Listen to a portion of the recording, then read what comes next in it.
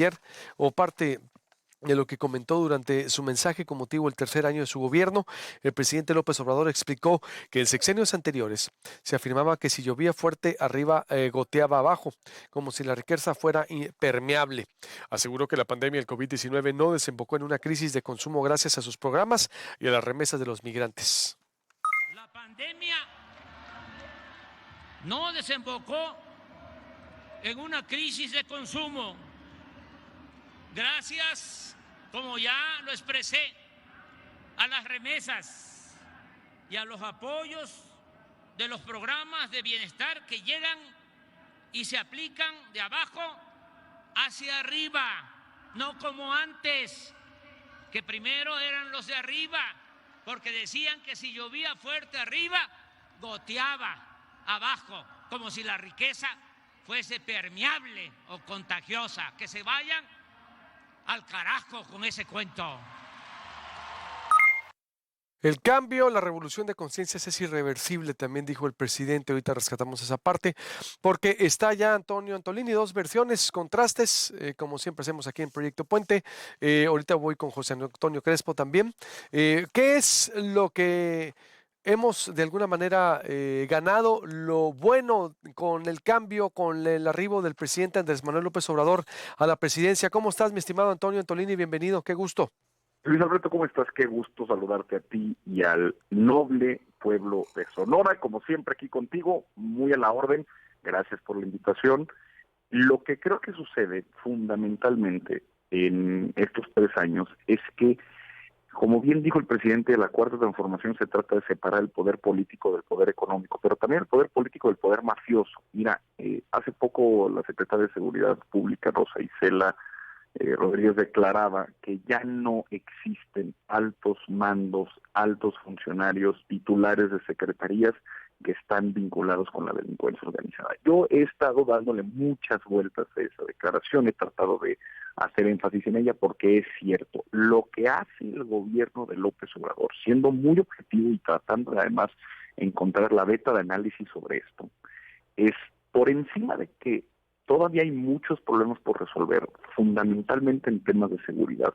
Yo creo que lo que realmente ganamos con el presidente López Obrador es dimensionar los problemas en su justa dimensión. ¿Por qué?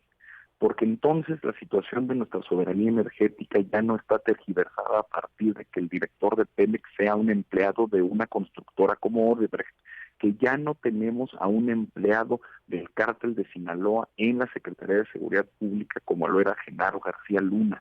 Ya no hay el contubernio al más alto nivel entre el presidente y grupos de poder y grupos de interés que hacían del presidente y de su mandato una extensión de las sucursales y de los intereses de estos hombres y mujeres. El presidente es un tipo autónomo que se debe única y exclusivamente a la gente que lo puso ahí.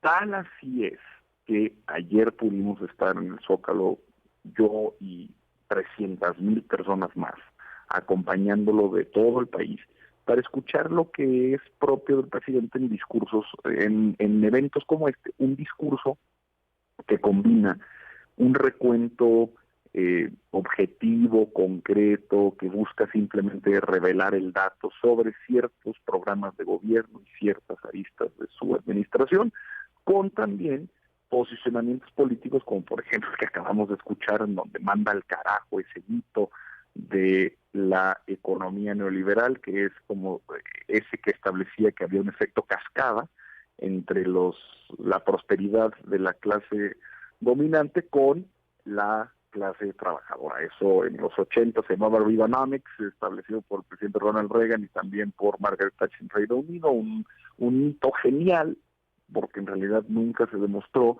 que eso fuera así. Los datos lo demuestran. La clase dirigente, los empresarios, los dueños de empresas, los rentistas financieros, los que lucran con el capital golondrino financiero, ven su crecimiento, que ven su riqueza crecer más del 52%, incluso en esta pandemia, y pues la clase trabajadora, hombres y mujeres que tienen un salario, que salen a trabajar, que dedican tiempo y esfuerzo a generar y crear valor, no ven su crecimiento reflejado en el mismo nivel, ni siquiera cerca. El presidente yo creo que hace un recuento, un corte de caja discursivo. El corte de caja lo ha venido haciendo ya por lo menos todo este año. Recordemos que el presidente López Obrador no deja pasar no deja pasar ninguna oportunidad para poder hacer informes de gobierno o grandes declaraciones sobre cómo está el estado de la nación. Entre si los 100 días, el aniversario de la victoria, el informe presidencial de acuerdo a la ley, el 1 de diciembre que inicia su gobierno. No le llama informe, llama mensaje a la nación, pero bueno, sirve un poco de la misma manera. Entonces yo creo que ayer vimos eso.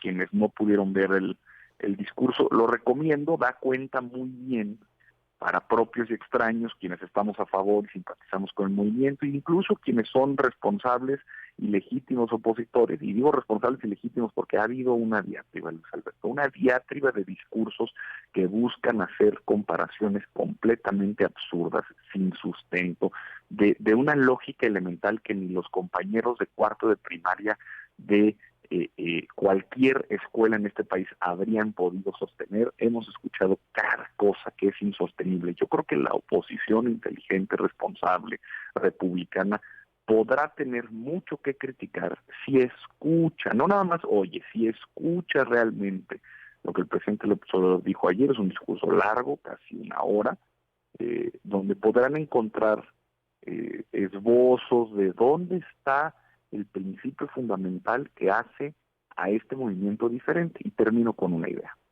Lo que en realidad pasa con esa posición desquiciada, neurótica, que no encuentra por dónde socavar la legitimidad de origen de este movimiento y mucho más, por supuesto, la legitimidad de gestión, pero principalmente la legitimidad de origen es que esa oposición rancia, neurótica y desquiciada nunca va a aceptar, nunca va a conceder que en un movimiento social y popular exista racionalidad detrás de su organización, detrás de sus planteamientos. Siempre tiene que ser los iracundos e irracionales, acarreados y manipulados hombres y mujeres que van sin saber ni tener idea. No es cierto, eso es, no solamente es falso, es una falta de respeto, pues, a la consideración. ¿Qué sería el pendiente, Antonio? Yo creo que fundamentalmente la seguridad, la verdad. Nosotros encontramos un país con una tasa creciente de homicidios dolosos, al menos en su promedio los últimos 15 años se ha mantenido en ascenso.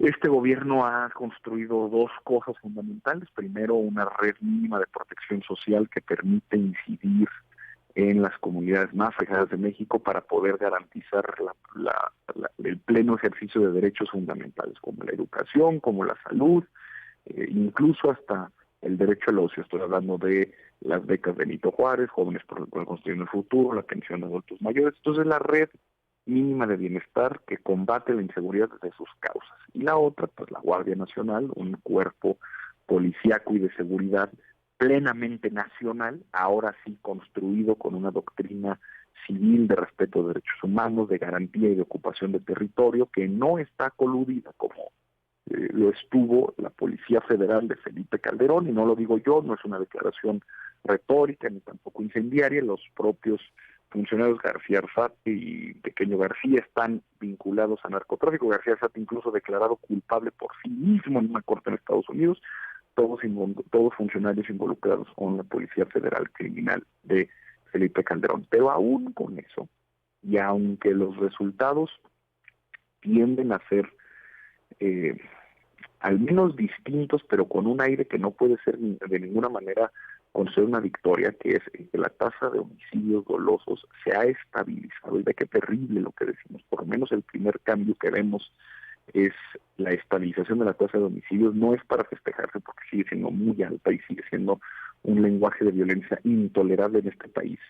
Pero si hablamos en términos de análisis, este fue el primer paso con el que Colombia, por ejemplo, a finales de los 90, empezó a considerar que su política tenía éxito. Tomó más de 10 años al ver que la estabilización de la tasa de homicidios después empezaba a bajar, pero sigue siendo, que quede claro, es el más grande pendiente, es el más grande problema y tenemos que seguir apostando a una política social y no a una doctrina militar de búsqueda, captura y en su caso, como lo era muy seguido, de abatimiento de las cabecillas de los grupos criminales.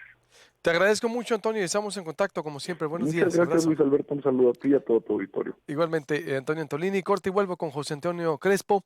¿Cómo va el país desde otra perspectiva? ¿Qué ha fallado el presidente? ¿Y usted qué opina?